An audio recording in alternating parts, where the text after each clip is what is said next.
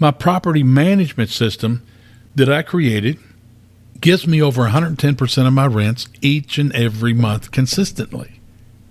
Doesn't matter if I'm loaning money to investors or borrowing money, doing options, anything you can imagine. One simple system to quickly and properly handle absolutely everything in your real estate business.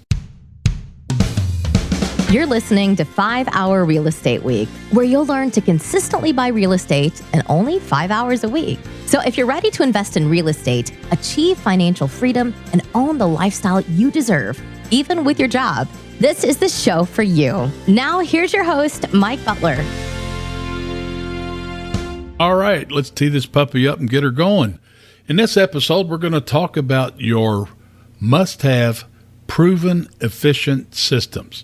So in order for you to get those 20 nice rental houses paid for, do it safely in 3 to 5 years, in 5 hours a week, you've got to have a proven efficient system, and you really don't have time to reinvent the wheel. So let me tell you a little bit about how I got going and got started. So my first year, I bought 2 little bitty 2-bedroom houses on my old paper route that I got in the 7th grade.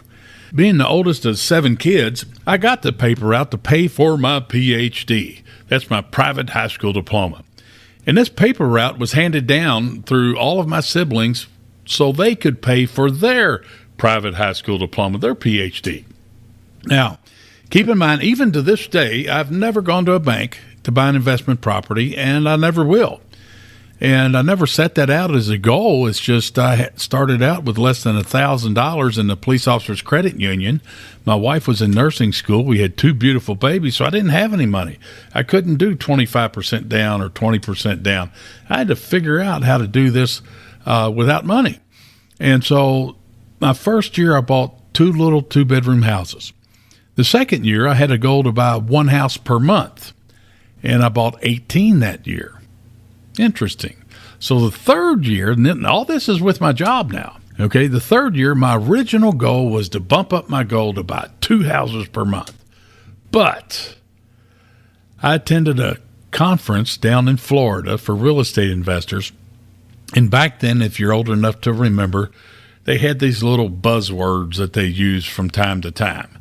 And the buzzword at that time was talking about quantum leaping your goals.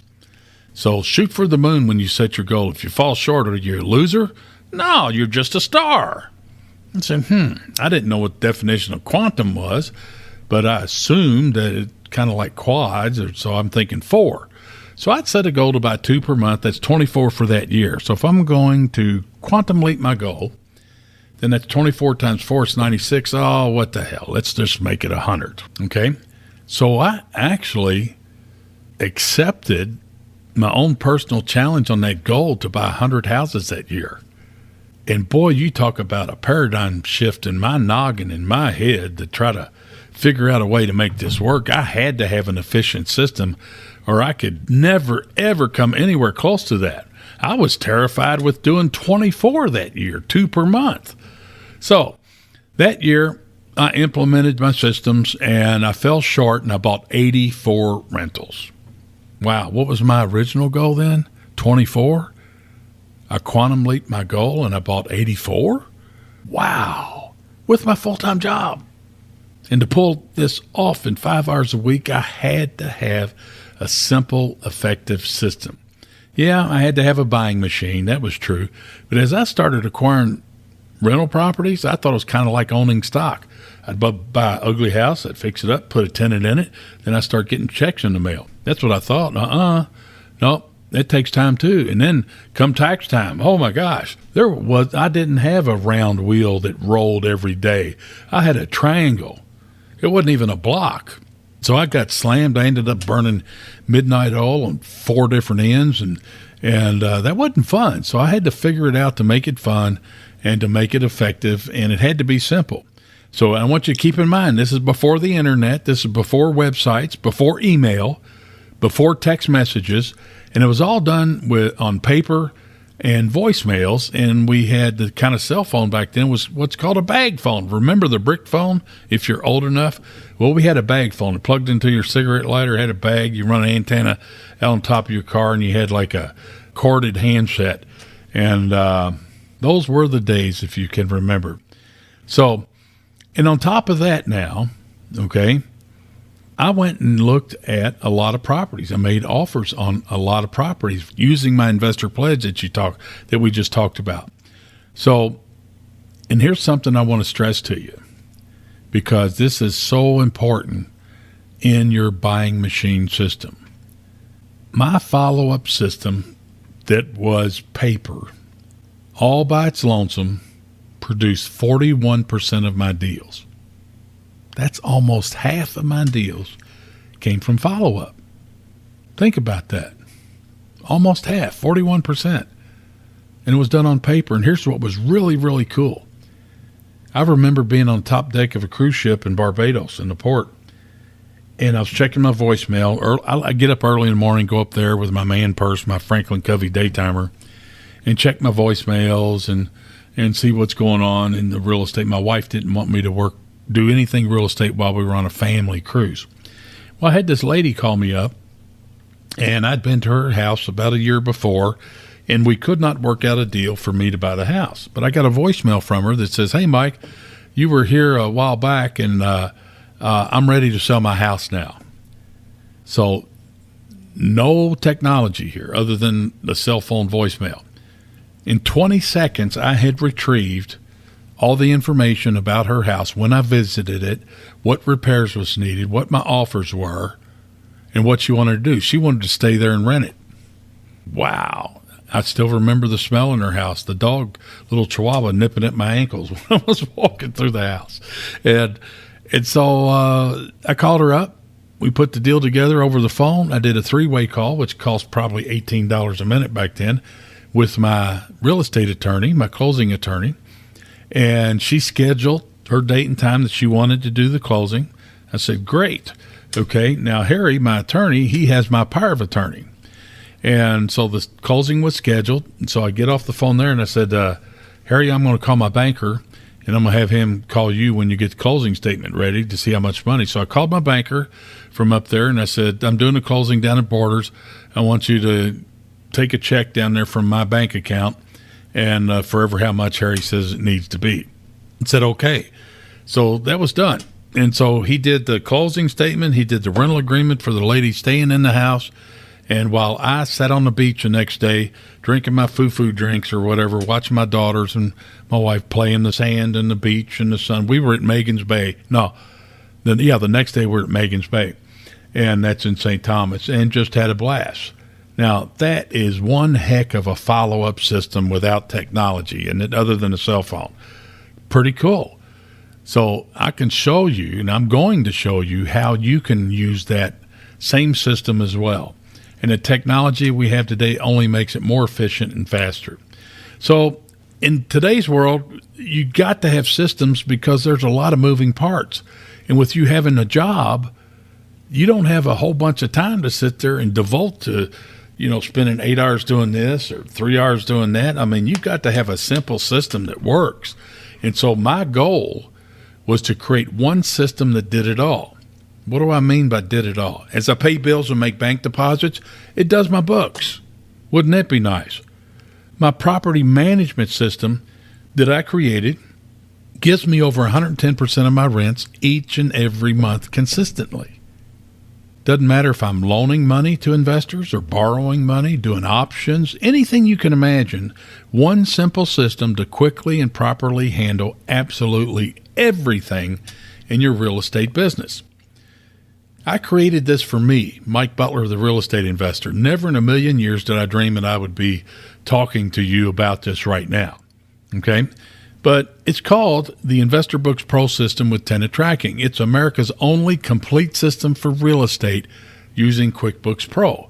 I have accounting firms all across America recommending this to their real estate investor clients and real estate people. And I've got CPAs and accountants that use it, investors all over the country, and actually outside the country, Canada, using this. If you want to check it out, just go to investorbooks.pro.com.